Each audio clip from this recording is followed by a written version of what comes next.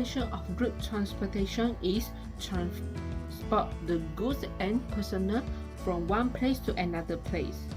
Route transportation is thought to be the most efficient mode of transport. Both of transportation and passenger is maintained in the set of ability toward popularity of the countries. The route system in Malaysia is Malaysia Federal Route System. This system is the main route network transportation in Malaysia. So this video I will talk about the type of route transportation in our country, Malaysia. Based on the investigation, the most cheapest way to travel from one town to another town in Malaysia is by bus. There are two types of buses, which is express bus and local buses. First, express bus. Express bus is usually travel the major town.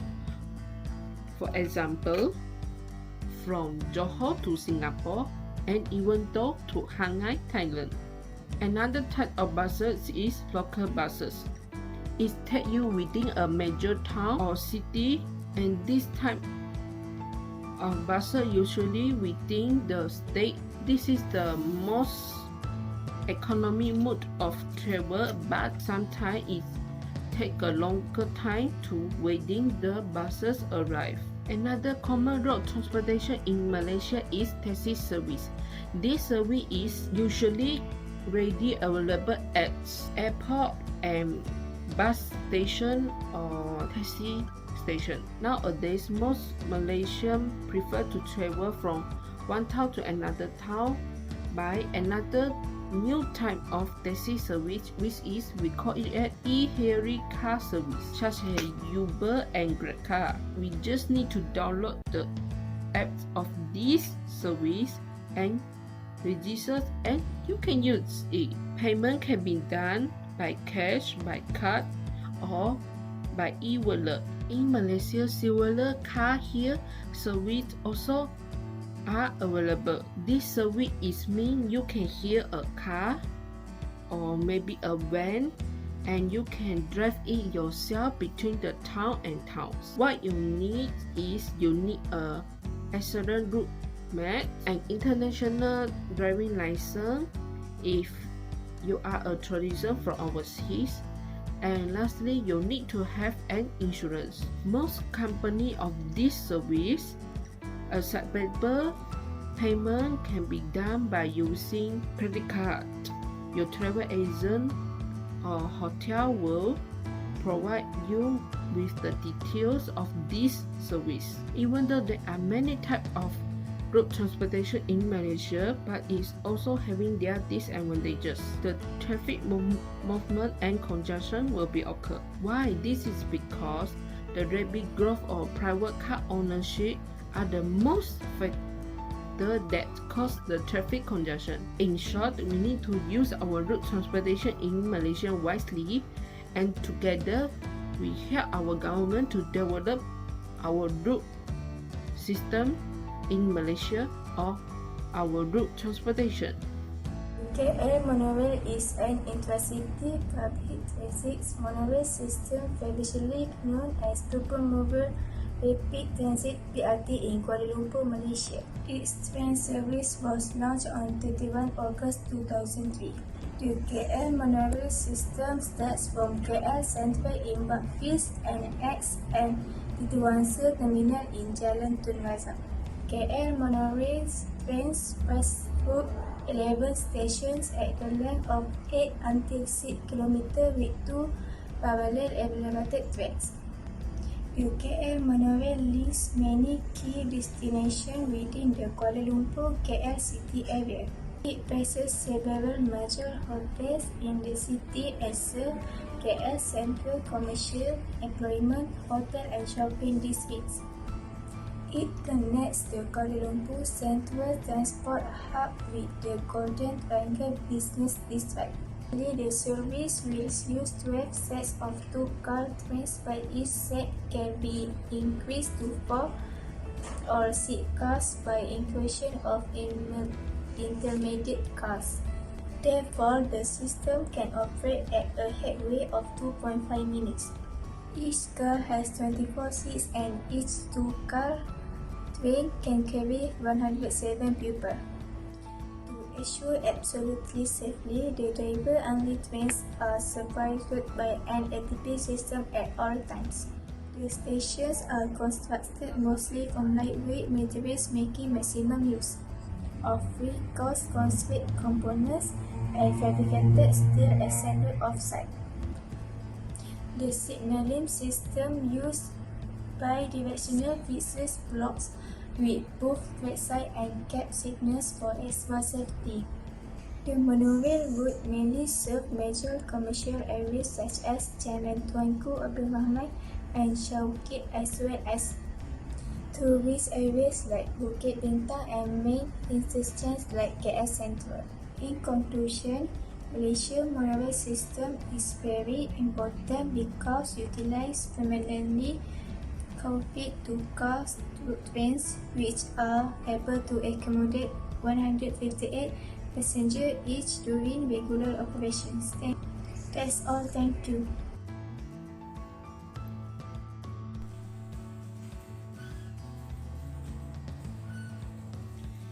The next is Malaysia Rail System. Rail transport in Malaysia consists of heavy rail, including commuter rail, light rapid transit LRT, mass rapid transit MRT, monorail, airport rail links, and a funicular railway line. Heavy rail is mostly used for intercity passenger and freight transport as well as some urban transport in Kuala Lumpur, the national capital, and the surrounding Klang Valley region. There are two airports rail link system linking the Kuala Lumpur with the Kuala Lumpur International Airport and Sultan Abdul Aziz Shah Airport. The longest monorail line in the country is also used for public transport in Kuala Lumpur, while the only funicular railway line is in Penang. The railway network covers most of the 11 states in Peninsular Malaysia. In East Malaysia, only the state of Sabah has railways. The network is also connected to the Thai Railway 1000 mm network in the north. If the Burma Railway is rebuilt, service to Myanmar, India and China could be initiated. Kereta Api Tanah Melayu Berhad (KTM) also rail transport. KTM connects all the major cities or towns in the Peninsular Malaysia. One can travel by rail from Peninsular Malaysia via Thailand and Singapore. First, second, and economy air-conditioned coaches are available in the trains. The Express Langkawi connects Kuala Lumpur and Arau on a daily basis. This train departs nightly, reaching Arau in the morning and then leave for Hatiai, Thailand before heading back to Arau in the evening. Kuala Lumpur to Butterworth on a nightly basis. Sleeper berth is available in the first and second class coaches.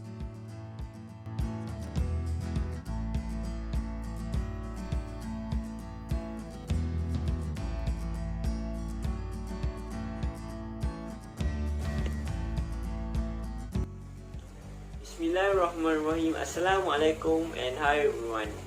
My name is Muhammad Firdaus Hikman Muhammad Isa from SMPT 1. My metric number is 059107. Today, I would like to share about transportation. In Malaysia, there are many types of transportation such as road transport, rail system, monorail system, sea transport and air travel. Malaysia has a superb facility for transportation. Now, I would like to share with you all about sea transportation.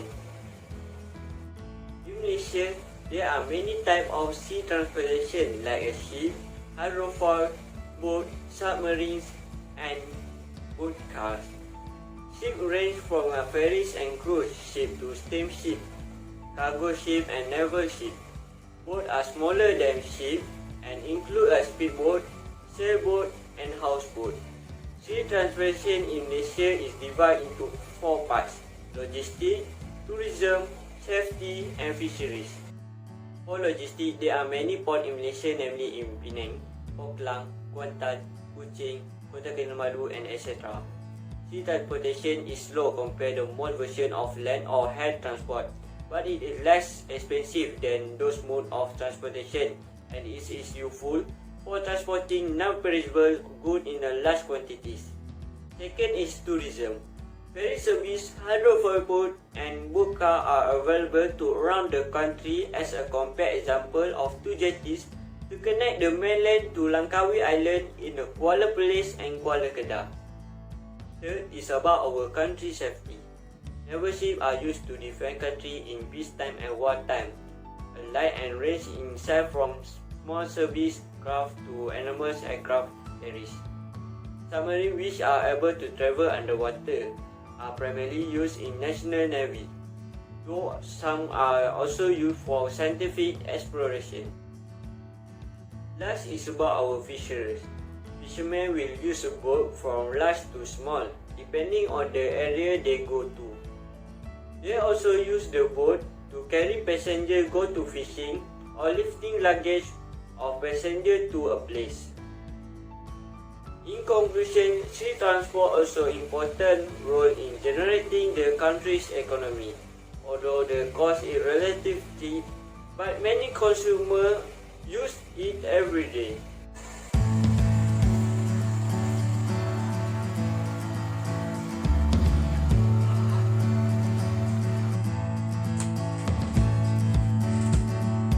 Assalamualaikum and hi, my name is Muhammad Nur Akbar bin Muhammad Jumali from SMPT 1.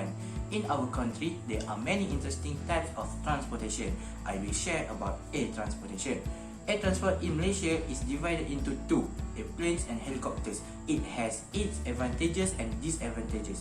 The advantage of air transport is suitable for carrying expensive and light goods because fares are not affected by the value of goods.